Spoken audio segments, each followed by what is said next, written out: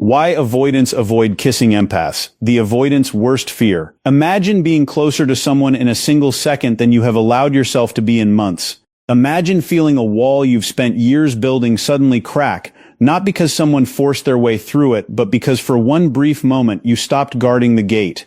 That's what many avoidants experience in ways they rarely talk about. Most people think a kiss is simple: affection, attraction, romance. But for an avoidant, especially when they are involved with someone deeply empathic, a kiss can feel like standing at the edge of a cliff and realizing there is no railing. It isn't always the physical act they fear. It's what happens emotionally when the physical act succeeds. Because the moment that connection lands, the moment it feels real, the moment they sense another person reaching a place inside them they normally keep hidden, something uncomfortable begins to stir. And if you've ever found yourself wondering why an avoidant seemed interested, affectionate, even emotionally invested, yet somehow hesitant during moments of genuine intimacy, this video may answer questions you've been carrying for a long time. And while you're here, take a second to subscribe. Not because you need another channel in your feed, but because understanding avoidant psychology changes the way you see relationships forever, and there is a lot more beneath the surface than most people realize. One of the strangest experiences empaths describe is the moment they notice something doesn't add up. The avoidant will text consistently, they may spend hours talking, they may seem comfortable sharing parts of their life, sometimes they even appear emotionally available in certain moments. Yet when genuine physical intimacy enters the picture, something shifts. Their body may tense, their energy changes, their enthusiasm seems to flicker. They might pull away unexpectedly, create distance afterward, or behave as though a deeply connecting moment never happened. The empath notices it immediately because empaths tend to be highly attuned to emotional changes. What confuses them is that the behavior doesn't match the feelings they believe they are sensing underneath. The natural conclusion is often, maybe they aren't attracted to me. But attraction is frequently not the real issue.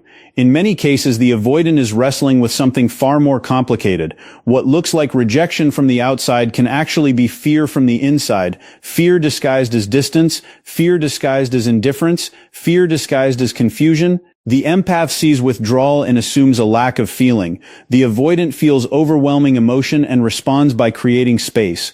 Both people witness the same event, yet they interpret it through completely different emotional lenses. The reason this happens becomes clearer when we understand that kissing is rarely just physical. People often talk about intimacy as though it exists on a straight line, where holding hands leads to kissing, kissing leads to deeper connection, and everything progresses naturally from there.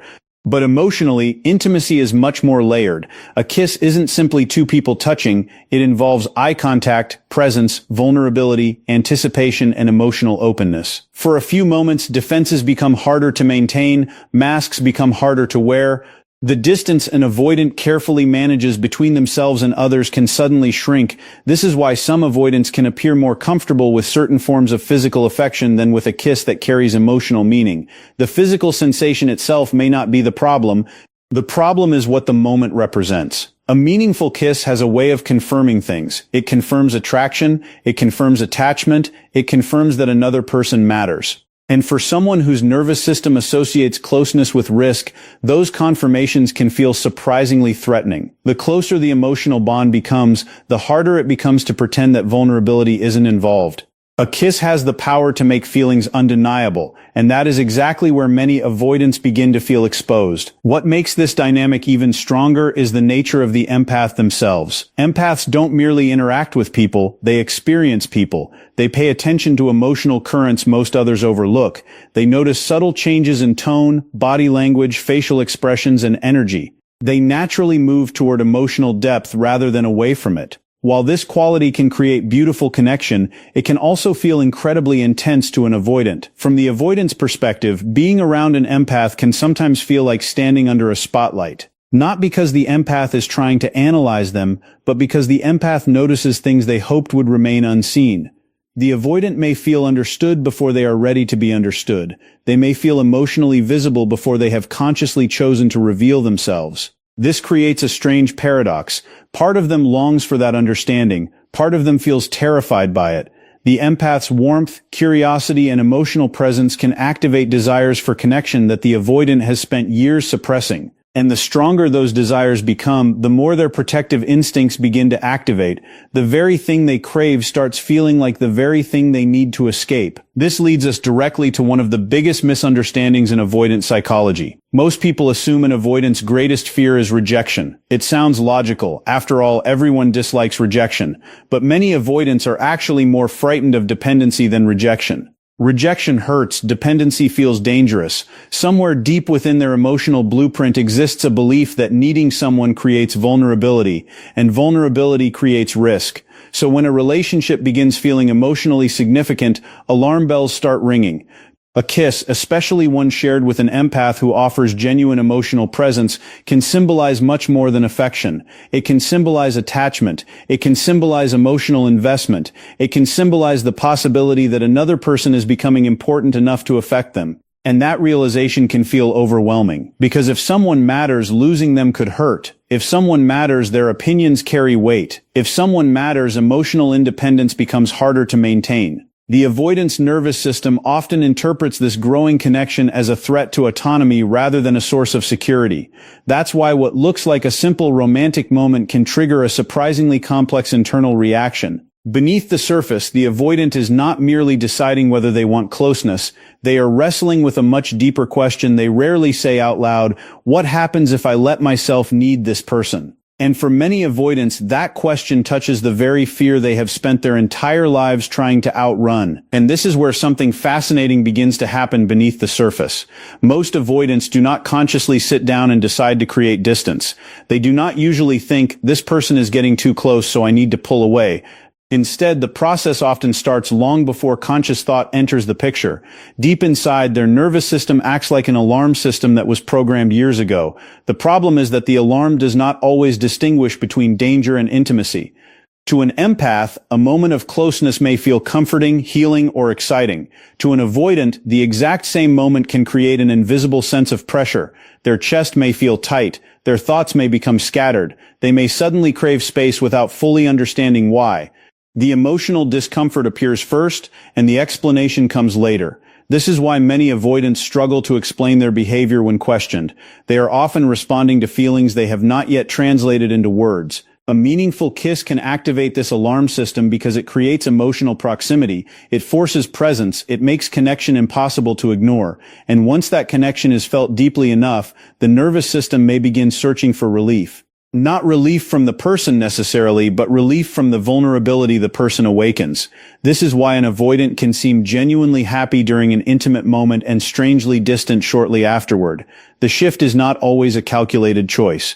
Sometimes it is simply the nervous system trying to return to what feels familiar and safe. This internal alarm system helps explain one of the most confusing patterns empaths encounter: the avoidant who feels incredibly close one day and emotionally unreachable the next. Few dynamics create more confusion than this sudden transformation. One moment, the connection feels effortless.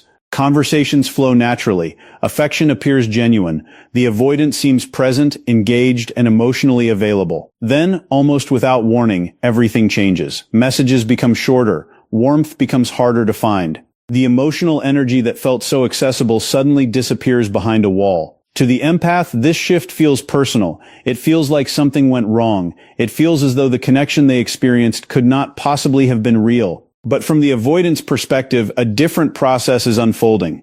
Closeness feels wonderful right up until it exceeds their comfort threshold. At first, connection satisfies a deep human need they often suppress. It feels exciting, meaningful, and even healing. Yet as intimacy accumulates, another part of them begins keeping score. Every vulnerable conversation, every emotionally significant moment, every affectionate exchange. Eventually, the nervous system decides that the emotional intensity has reached a level it can no longer comfortably manage. Distance then becomes a way of regulating that discomfort. The tragedy is that the empath often interprets withdrawal as a loss of feelings, while the avoidant is frequently withdrawing because the feelings have become too strong. The stronger the connection grows, the harder it becomes to maintain emotional control. And for someone who has spent years depending on self-protection, losing that sense of control can feel terrifying. This becomes especially important when a kiss crosses a certain emotional threshold. There are moments in every developing connection that quietly change its meaning. Nothing dramatic happens externally. No major announcement is made. No obvious line is crossed. Yet internally something shifts forever. For many avoidants, a deeply meaningful kiss becomes one of those moments. It is no longer just physical affection. It becomes evidence. Evidence that the connection is real. Evidence that emotions are deepening. Evidence that another person is beginning to matter in ways that are increasingly difficult to deny. And that realization can be surprisingly unsettling. Before that moment, an avoidant may still maintain the illusion of emotional distance. They can tell themselves they are simply enjoying the connection, keeping things casual, staying detached. But once a moment of intimacy touches them deeply enough, those explanations become harder to believe. The kiss becomes a mirror reflecting feelings they were hoping to keep at arm's length. Suddenly they are forced to confront the possibility that they are emotionally invested. And for someone whose greatest fear revolves around dependency and vulnerability, that realization can trigger a powerful urge to retreat. Not because the kiss felt bad, but because it felt too meaningful. Not because they felt nothing, but because they felt too much. The very experience that creates closeness can simultaneously activate the fear of what that closeness might eventually cost them. What makes this even more intense is the empath's natural ability to notice emotional truths that others miss. Empaths often pick up on subtle inconsistencies. They recognize emotional shifts before words are spoken. They sense tension hiding beneath smiles. They notice hesitation inside moments that appear confident on the surface. For many people, being understood at that level feels comforting. For avoidants, it can feel both comforting and threatening at the same time, because being seen creates a kind of exposure. An avoidant may spend years perfecting emotional self-containment. They learn how to appear calm when they are anxious. They learn how to appear unaffected when they are hurt. They learn how to present a version of themselves that feels manageable and controlled. Then an empath enters the picture and begins noticing things they never intended to reveal. Suddenly someone is asking questions that land a little too close to the truth. Someone is responding to emotions they thought were hidden. Someone is seeing vulnerability beneath the carefully constructed armor. And while part of them feels relieved to finally be understood, another part feels profoundly exposed. A kiss with an empath can intensify this feeling because intimacy amplifies visibility. It becomes harder to hide behind distance when another person is emotionally present in the moment with you. The avoidant may start feeling as though their inner world is becoming visible, and visibility has always carried risk in their emotional experience. To truly understand why this fear runs so deep, we have to travel far beyond adulthood and into the lessons many avoidants learned long before they ever entered a romantic relationship. Most avoidant patterns are not born from a lack of desire for love, they are born from adaptations. Somewhere earlier in life, vulnerability stopped feeling safe. Emotional needs may have been dismissed, ignored, criticized, or met inconsistently. The child eventually learns a powerful survival strategy: depend on yourself, suppress your needs, and avoid relying too heavily on others. At the time, this adaptation serves a purpose. It protects against disappointment. It minimizes emotional pain. It creates a sense of control. But what protects a child can complicate intimacy in adulthood. Years later, when someone offers genuine closeness, the old programming remains active. The avoidant may desperately want connection while simultaneously carrying deeply rooted beliefs that connection is dangerous. Every meaningful kiss, every vulnerable conversation, every moment of emotional intimacy challenges those old survival rules.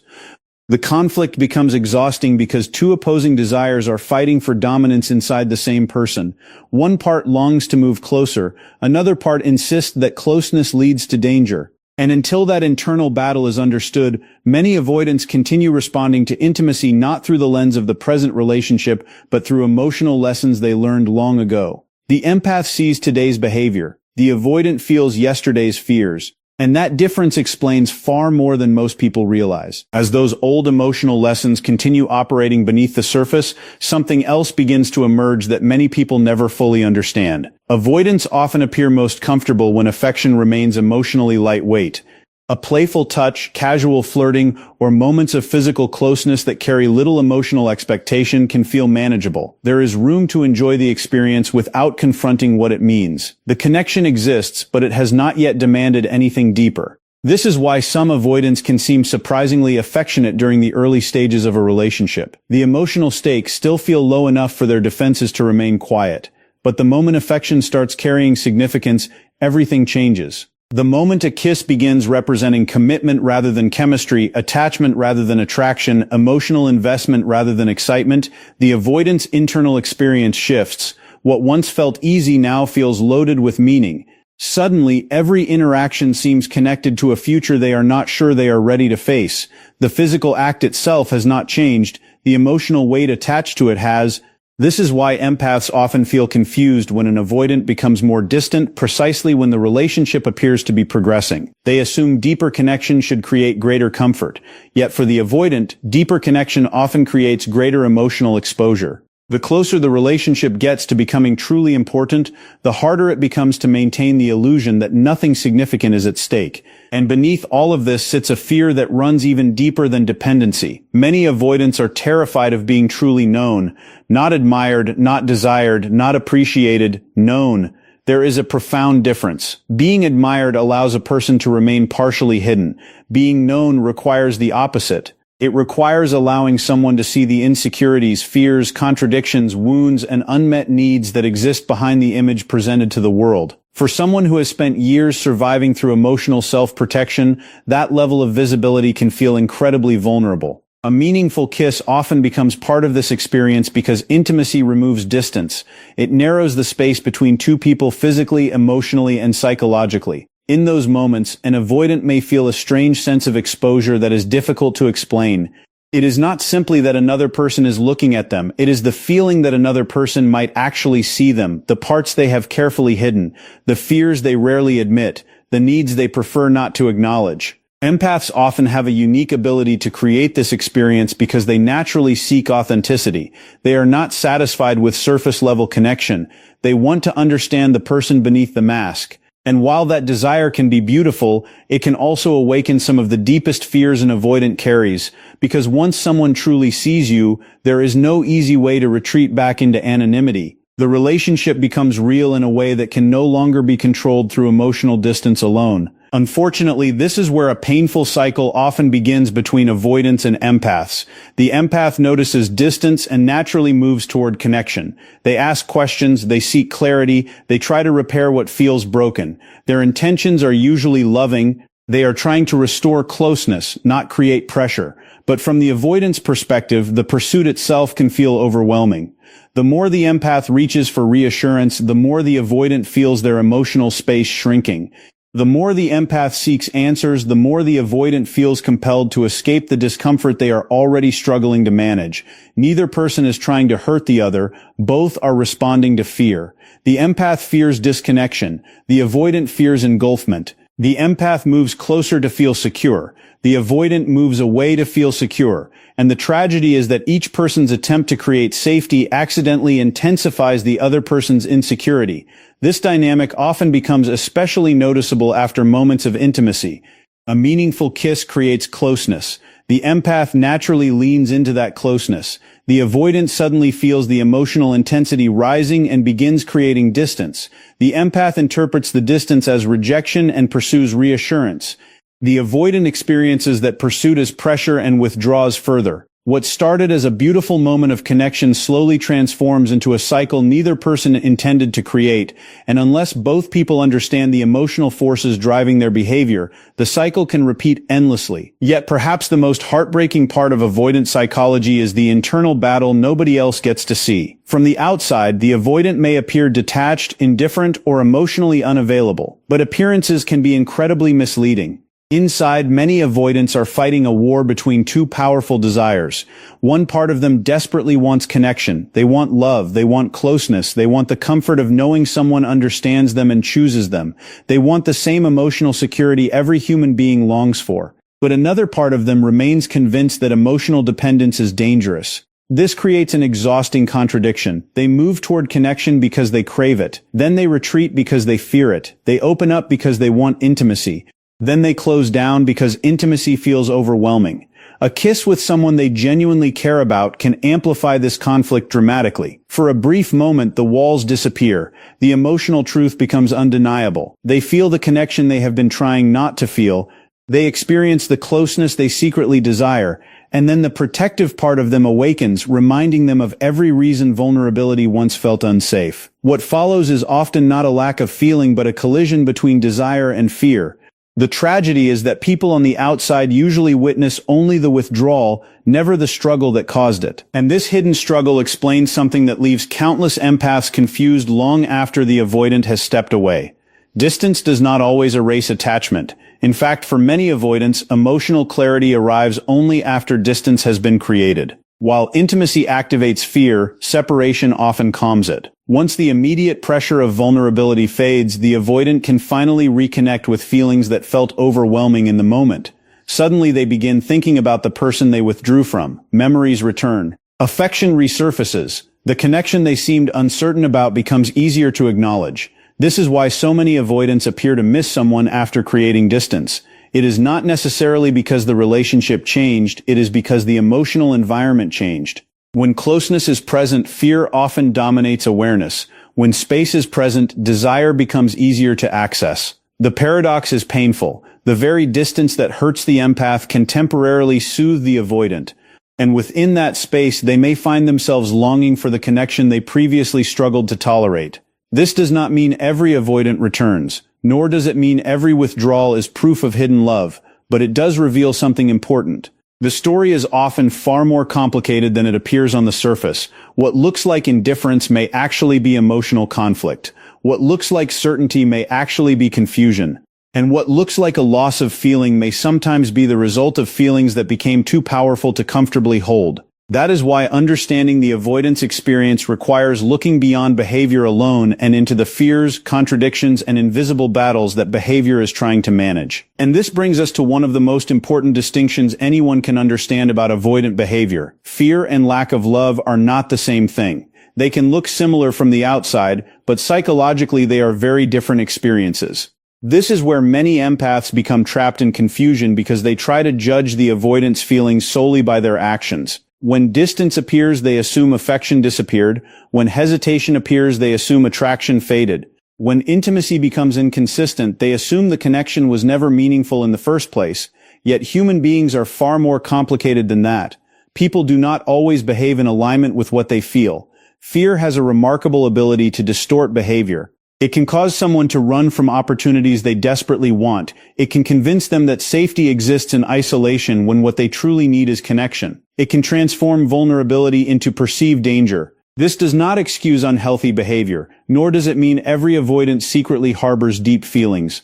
But it does mean that emotional withdrawal should not automatically be interpreted as emotional absence. Sometimes the avoidant is not pulling away from a lack of connection. Sometimes they are pulling away because the connection has become impossible to ignore. And when we understand this distinction, we begin seeing the avoidance actions through a more accurate lens. The question is no longer simply, do they care? The question becomes, what happens inside them when they care too much? That question leads directly to the heart of why kissing can become such a powerful emotional trigger. Because for many avoidants, a kiss is never just a kiss. It becomes a symbol. It represents surrendering some degree of emotional control. It represents allowing another person into territory that has long remained protected. It represents trust, attachment, vulnerability, and possibility. Most people focus on what happens during the moment itself. The avoidant often focuses on everything the moment could eventually lead to. A meaningful kiss can quietly contain an entire future inside it. It hints at commitment. It hints at emotional dependence. It hints at the possibility of loss. It hints at the possibility of being hurt. And because avoidants tend to anticipate emotional risks long before they fully embrace emotional rewards, these symbolic meanings carry enormous weight. The empath experiences the kiss as connection. The avoidant may experience it as connection and consequence simultaneously. This is why some avoidants seem unusually affected by moments that others consider normal milestones in a relationship. They are not reacting only to what is happening in the present. They are reacting to everything their mind associates with what is happening. The emotional significance attached to intimacy often matters more than the physical act itself. The deeper the meaning becomes, the stronger the internal response. And hidden within that response is a question they rarely voice. If I allow myself to fully step into this connection, who will I become if it disappears? The possibility of emotional loss can feel so threatening that they sometimes retreat before the relationship even reaches its full potential. Yet despite all of these fears, walls are not permanent. Defenses are not destiny. Avoidants are not incapable of intimacy, and this is where the story becomes more hopeful. There are moments when an avoidant gradually begins to feel safe enough to remain present instead of retreating, not because someone pressured them, not because someone convinced them, but because consistent emotional experiences slowly challenge the beliefs that created the defenses in the first place. Safety is not built through intensity, it is built through predictability, through patience, through emotional steadiness, through repeated experiences that demonstrate closeness does not automatically lead to engulfment, control, criticism, or abandonment. As trust grows, the nervous system begins collecting new evidence. Vulnerability no longer feels quite as dangerous as it once did. Emotional openness becomes slightly easier. Moments of intimacy no longer trigger the same overwhelming alarms. The avoidant starts realizing that connection can exist without losing autonomy, that love can exist without suffocation, that closeness does not require the disappearance of self. And when this shift begins occurring, intimacy changes. A kiss no longer feels like standing at the edge of a cliff. It starts feeling like stepping into a place that was once frightening but is gradually becoming familiar. The fear may not vanish overnight, but its influence weakens. What once triggered withdrawal begins creating comfort instead. The signs of this transformation are often subtle, which is why many people miss them. Avoidants rarely announce that their fears are softening. They reveal it through behavior. Conversations become slightly deeper. Eye contact lasts a little longer. Affection becomes more consistent. Vulnerability appears in small pieces before it appears in larger ones. They start sharing thoughts they previously kept private. They remain present during emotionally significant moments instead of immediately creating distance afterward. The changes are usually gradual because trust itself is gradual. For an avoidant, emotional safety is rarely established through one grand gesture. It is built through countless ordinary moments that quietly prove a relationship can withstand honesty, closeness, and authenticity. An empath may be looking for dramatic declarations while the avoidant is revealing growth through small acts of emotional courage, a slightly longer embrace, a willingness to stay connected after vulnerability, a kiss that is no longer followed by withdrawal. These moments may seem insignificant to outsiders, but psychologically they can represent enormous progress. Each one signals that the avoidant is beginning to choose connection over protection. Not perfectly, not consistently, but more often than before. And that shift matters because it reflects a nervous system learning that intimacy does not have to equal danger. For empaths, however, understanding this process requires balance. Compassion should never come at the expense of self-respect. Understanding attachment wounds does not mean accepting endless inconsistency. Recognizing fear does not mean excusing harmful behavior.